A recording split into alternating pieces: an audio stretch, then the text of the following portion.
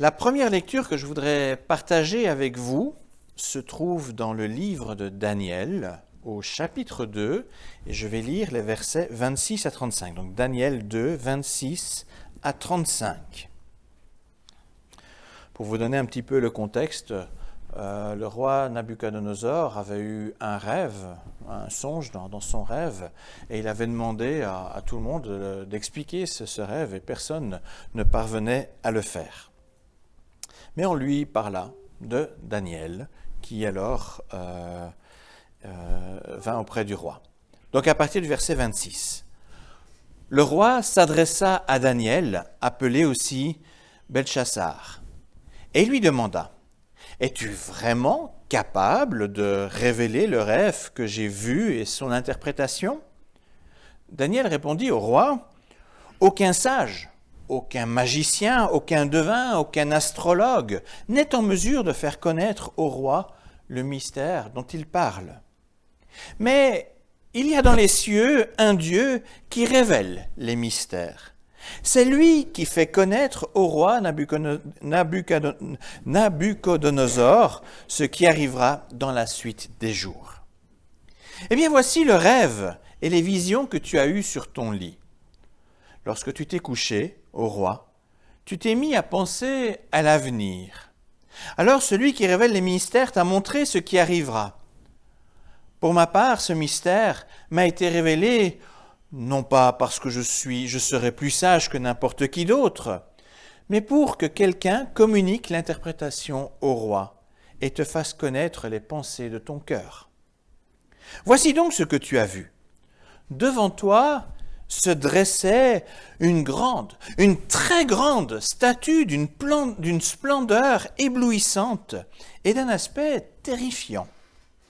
La tête de la statue était en or pur, sa poitrine et ses bras en argent, son ventre et ses cuisses en bronze, ses jambes étaient en fer, et les pieds moitié en fer et moitié en terre cuite. Tu as vu cette statue jusqu'au moment où une pierre s'est détachée de la montagne sans l'intervention d'aucune action humaine. Elle est venue frapper le pied en fer et en terre cuite de la statue et elle l'a fracassée.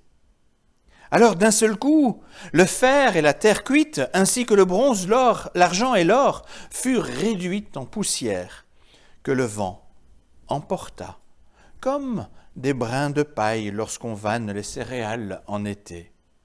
Aucune trace n'en subsistera. Mais la pierre qui avait frappé la statue devint une grande montagne, remplissant toute la terre. La deuxième lecture que je vous propose se trouve dans la première épître de Pierre, et là je vais lire au chapitre 1, les versets 3 à 21. Donc 3 et 21. Donc 1 Pierre 1, versets 3 et 21. Bénissons Dieu, le Père de notre Seigneur Jésus-Christ. Dans sa grande bonté, il nous a fait naître à une vie nouvelle en ressuscitant Jésus-Christ d'entre les morts. C'est pour que nous ayons une espérance vivante. Par lui, vous croyez en Dieu qui l'a ressuscité d'entre les morts et qui lui a donné la gloire. Ainsi, vous pouvez placer votre foi et votre espérance en Dieu. Jusqu'ici, la lecture de la parole du Seigneur. Aujourd'hui, on va faire un petit peu d'histoire.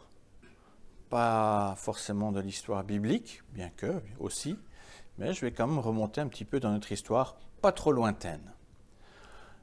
Vers la fin du 19e siècle et début 20e siècle, le monde occidental a connu un essor assez incroyable. Certes, on l'a vu, on le connaît, vous pouvez lire par exemple Germinal qui le montre bien, c'est un essor qui est très inégal entre les classes sociales. Il y avait une bourgeoisie qui grimpait, mais il y avait une classe ouvrière qui peinait quand même. Mais on a vu se développer Donc on a vu développer une classe bourgeoise qui grandissait très fortement et qui s'enrichissait en fait grâce au progrès de l'ère industrielle. On voit aussi, aujourd'hui encore, on a des traces de photos ou alors par exemple de films. J'ai un exemple qui m'est venu en tête en préparant la prédication, je ne sais pas si certains le connaissent, Gatsby le Magnifique, avec Leonardo DiCaprio, qui montre un petit peu ce faste et cette insouciance de cette époque, aussi une insouciance quand même assez surprenante. C'est aussi l'époque, si vous connaissez un peu l'histoire, l'époque du Titanic. Alors on sait bien, il a coulé, mais quand même, c'était quand même là aussi un bateau plein de faste. À cette époque, l'espérance d'un monde meilleur se déplaçait vers les nouvelles technologies et le génie humain, au détriment en fait de l'espérance chrétienne, de plus en plus reléguée au rang de croyance superstitieuse pour les faibles ayant besoin d'espoir pour vivre. C'était finalement, on voyait la machine, la vapeur, etc., qui allait pouvoir résoudre pas mal de problèmes. Ensuite est venu plusieurs éléments. Bien sûr, il y a eu la Première Guerre mondiale, mais après, il y a eu la grippe espagnole, il y a eu aux États-Unis, et ça a touché quand même une partie du monde, la Grande Dépression de 1929 aux États-Unis, qui a engendré pas mal de chômage. On a vu aussi, ça a été suivi par la Seconde Guerre mondiale. Tout cela a créé finalement des gros bouleversements dans la manière de voir le monde chez les gens. Une plus grande angoisse est revenue et une plus grande crainte de l'avenir était présente. Avec la découverte des usines de la mort construites par l'extrême droite allemande pour exterminer les personnes indésirables, on s'est rendu compte que l'ère industrielle, pourtant si prometteuse, à bien des égards, apportait aussi son lot d'horreur qui ne donnait plus espoir, mais désespoir. Pourtant, après la Seconde Guerre mondiale, et cela quand même malgré une certaine tension à cause de la guerre froide qui a suivi, on a vu les nouvelles générations profiter d'un essor extraordinaire, spectaculaire. La médecine a fait, dans la seconde moitié du XXe siècle, un bond incroyable. Les nouvelles technologies ont littéralement révolutionné notre mode de vie. Et depuis 1945, depuis le 8 mai 1945 pour être précis, mais nos pays d'Europe de l'Ouest n'ont plus connu de guerre sur leur territoire. On est en fait, si on regarde à l'échelle de l'ensemble de l'histoire, on est dans une de ces rares périodes de l'histoire où des personnes naissent et meurent sans avoir connu la guerre dans leur pays. Tout cela a fortement, évidemment, ravivé l'espoir, l'espérance d'un monde meilleur grâce aux capacités humaines. Je pense par exemple aux capacités de la diplomatie, avec entre autres la création de l'ONU pour garantir la paix, les capacités technologiques, les capacités économiques. L'espérance a fortement augmenté après aussi la chute du mur de Berlin. Ça a été un élément clé dans la manière de penser le monde.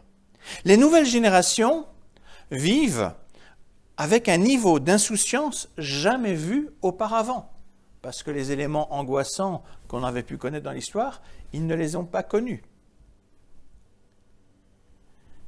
Et parallèlement, on constate aussi un effondrement spectaculaire de l'espérance chrétienne. Cela étant dit, l'actualité de ces derniers temps bouscule beaucoup. Notre société, et surtout les nouvelles générations, déchantent terriblement et perdent un peu leurs repères.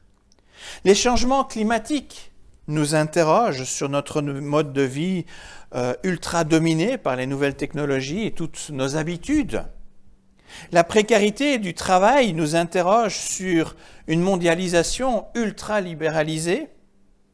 La pandémie du Covid nous a fait prendre conscience qu'un minuscule virus invisible à l'œil nu pouvait mettre par terre les finances de l'État, l'activité économique et pire encore, tous nos moyens, tous nos systèmes de soins de santé, et emporter des vies pour lesquelles on nourrissait pourtant encore beaucoup d'espérances.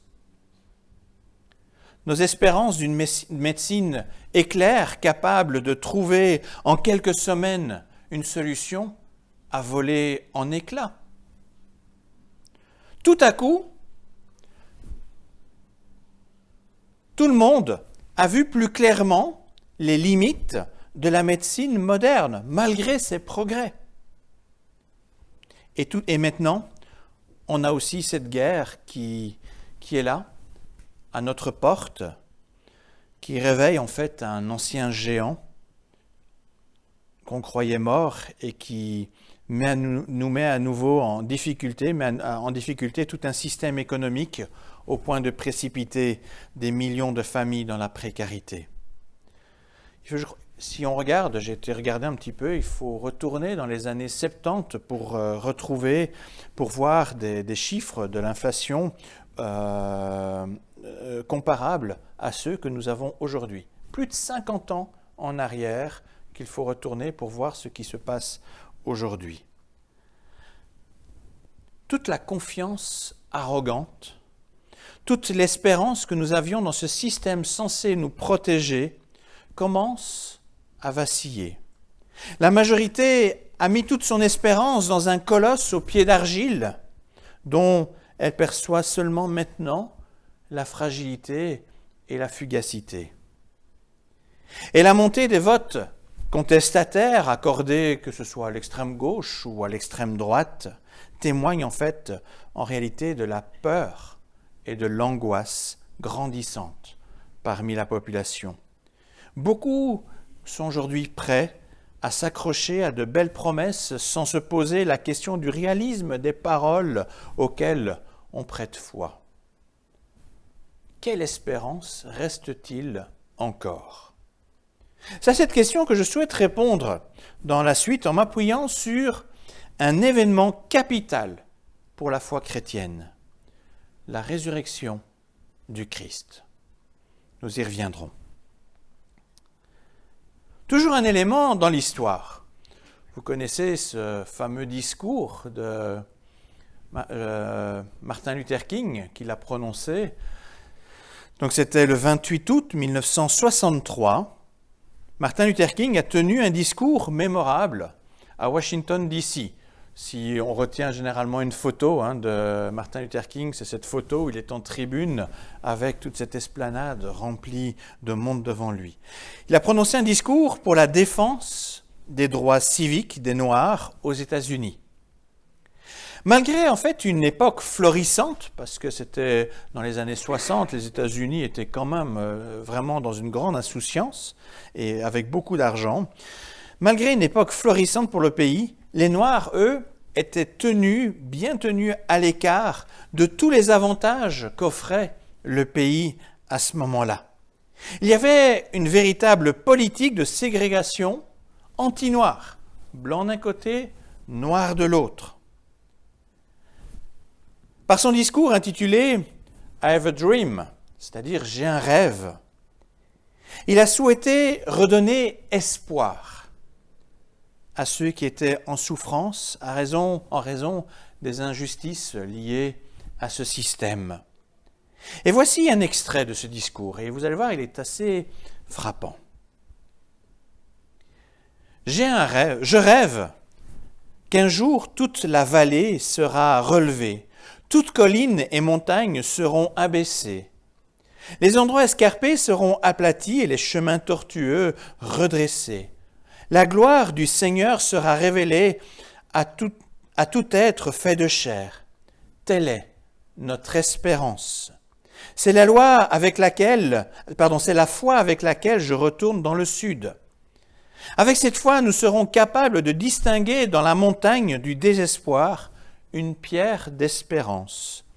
Avec cette foi, nous serons capables de transformer les discordes criardes de notre nation en superbe symphonie de fraternité. Avec cette foi, nous serons capables de travailler ensemble, de prier ensemble, de lutter ensemble, d'aller en prison ensemble, de défendre la cause de la liberté ensemble, en sachant qu'un jour, nous serons libres. Dans ce discours, le pasteur Baptiste fait ici référence à 2 prophéties de l'Ancien Testament. La première référence vient d'Ésaïe 40, verset 4, qui nous parle du chemin préparé pour le Messie, avec les montagnes et les collines qui s'abaissent, pour qu'il n'y ait plus d'obstacles pour le changement espéré. La seconde référence se rapporte au rêve du très puissant roi babylonien, Nabuchodonosor, et dont Daniel parle dans l'extrait lu en commençant. Ce roi a reçu de la part de Dieu une vision d'avenir. Dans cette vision, les peuples idolâtres de ce monde sont écrasés par une petite pierre qui se détache toute seule de la montagne pour finalement frapper le colosse et le toucher à son point faible, le pied d'argile, de sorte que la statue représentant le pouvoir et l'orgueil humain s'écroule. Et la petite pierre devient une montagne qui remplit toute la terre. Ces 2 prophéties citées par Martin Luther King se rejoignent dans un même accomplissement, l'œuvre du Christ. Cette petite pierre qui se détache seule de la montagne pour provoquer un changement radical est l'illustration de la manière d'agir de Dieu en ressuscitant le Christ. Martin Luther King avait soif de justice, soif de liberté, soif d'un monde nouveau. En utilisant l'image de cette petite pierre arrachée à la montagne du désespoir, comme peut l'être finalement la mort de Jésus à la croix, il revendique un véritable changement en s'appuyant sur l'espérance que suscite ensuite la résurrection du Christ. Dans nos églises, je ne sais pas si vous l'avez remarqué, mais on parle énormément de la mort de Christ à la croix. Mais la résurrection, quant à elle, quand n'est pas purement et simplement niée, est un thème qu'on a difficile à entendre les autres dimanches que celui de Pâques. On en parle à Pâques, mais les autres dimanches, on n'en parle pas tellement. On parle de l'amour du Christ pour nous à la croix, de son sacrifice qui a ôté le péché du monde, de la souffrance de la croix pour nous aider à supporter notre propre souffrance. Pourtant, vous allez le voir, la résurrection à Pâques, sans la résurrection à Pâques, notre espérance serait bien fragile. À l'heure où l'espérance fragile de ce monde est malmenée, il me semble important de rappeler le contenu de l'espérance chrétienne que nous avons grâce justement à cet événement majeur qui est la résurrection du Christ. Une espérance qui ne trompe pas, une espérance qui ne risquera pas de voler en éclats comme les colosses au pied d'argile qui se succèdent. Une espérance vivante, comme le dit l'apôtre Pierre dans sa lettre. C'est une espérance qui ne repose pas sur l'être humain, mais qui repose sur ce Dieu immuable, ce Dieu éternel, ce Dieu qui est fort, qui ne change pas. Qui repose aussi sur son projet et son œuvre à travers Jésus-Christ.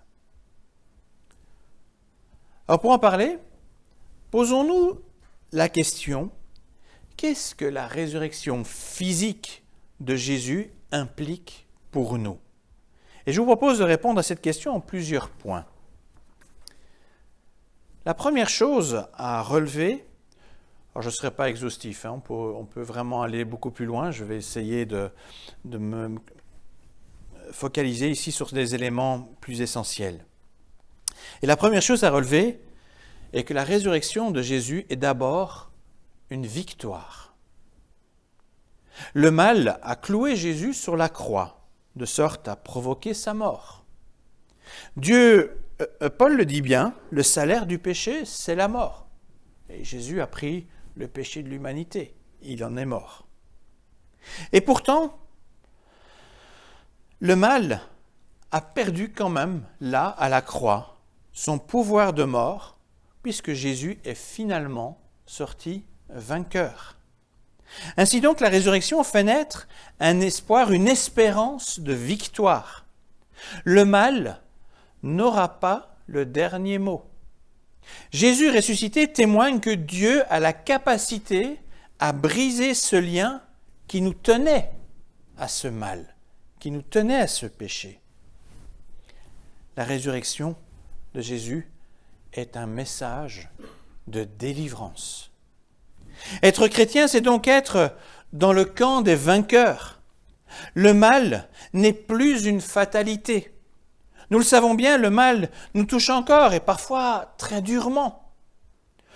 Mais nous avons la promesse d'avoir le soutien de celui qui a vaincu le mal.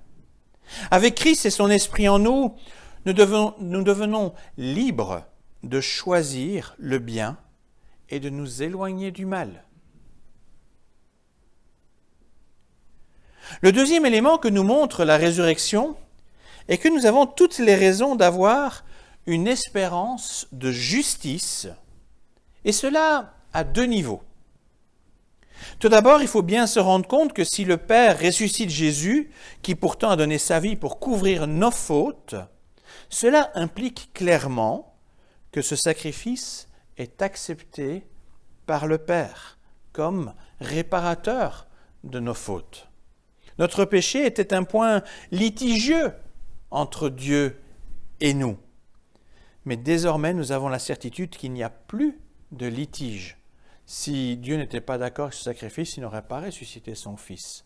Mais il l'a ressuscité. Donc il reçoit ce sacrifice comme réparation. Il n'y a plus de litige pour quiconque reconnaît le sacrifice de Jésus pour ses fautes. Jésus a permis une véritable réconciliation.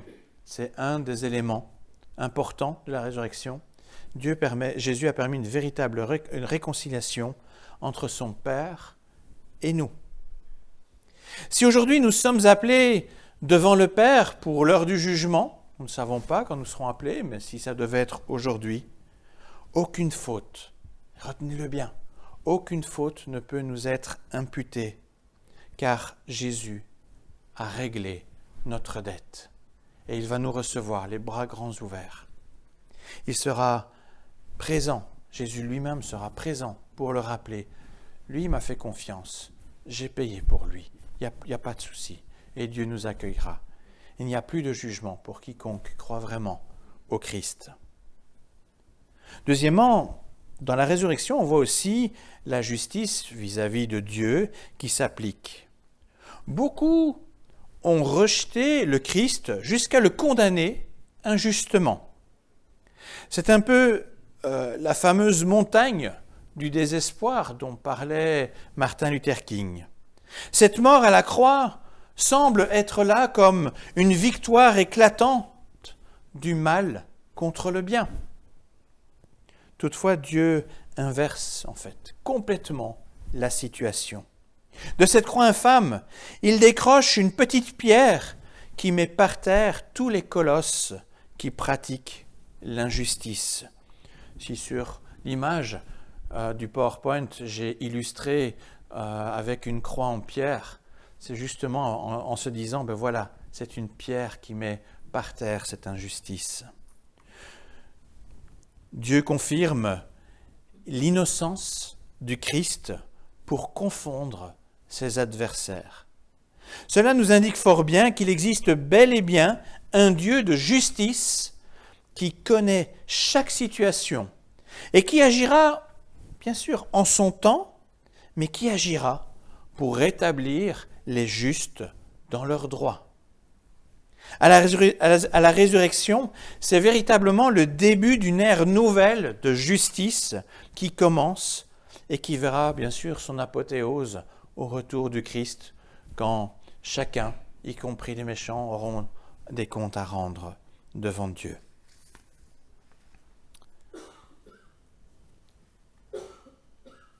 Troisième élément, une espérance d'un roi plein de bonté. La résurrection du Christ marque également un tournant majeur dans l'histoire du salut. Le véritable maître du monde change. L'apôtre Paul nous dit ceci en Éphésiens 1, 19 à 21. Pour ceux qui sont études bibliques, vous connaissez bien ce passage. Nous l'avons encore rappelé, je crois, jeudi. Paul dit, « Vous comprendrez quelle est la puissance extraordinaire dont il dispose pour nous croyants. » Il parle du Christ. Cette puissance est celle-là même que Dieu a manifestée avec tant de force quand il a ressuscité le Christ d'entre les morts et qu'il l'a fait siéger à sa droite dans les cieux. Le Christ y est placé au-dessus de toute autorité, de tout pouvoir, de toute puissance, de toute domination et tout autre nom qui puisse être invoqué, non seulement dans ce monde-ci, mais aussi dans le monde à venir.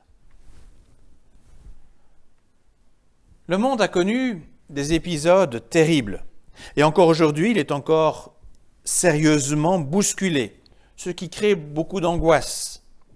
Toutefois, la résurrection du Christ et son élévation vont de pair avec son couronnement sur toutes les puissances du ciel et de la terre. Rien n'échappe aujourd'hui au contrôle du Christ ressuscité. Bien sûr, nous avons toutefois un Dieu qui se montre patient afin de sauver le plus grand nombre. C'est pour ça que nous sommes finalement dans une période d'attente où on se demande parfois un petit peu pourquoi ça n'avance pas plus vite. Dieu veut se montrer patient. Mais ne soyons pas dupes. La petite pierre est déjà détachée de la montagne et elle roule. Et elle agira là où c'est nécessaire afin que la gloire du Christ se révèle, que la gloire de Christ s'élève telle une montagne qui jaillit de la terre. Même si nous sommes touchés par les circonstances, nous pouvons avoir une véritable espérance que nous avons désormais un souverain maître du monde qui dirige toutes choses pour le bien de ceux qui se confient en lui. Et puis la dernière espérance que je relève ce matin, et ce n'est certainement pas la moindre, la résurrection de Jésus nous permet une véritable espérance de vie après notre mort ici-bas. Tout ne s'arrête pas quand nous expirons notre dernier souffle. La vie après la mort est un espoir incertain pour la plupart des humains.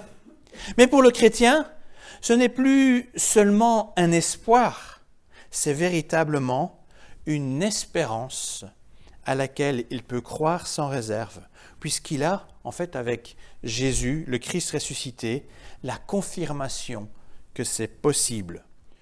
Dieu a d'ailleurs ressuscité rapidement Jésus-Christ afin qu'il soit vraiment le gage qui seul peut nourrir une espérance vivante d'un monde nouveau.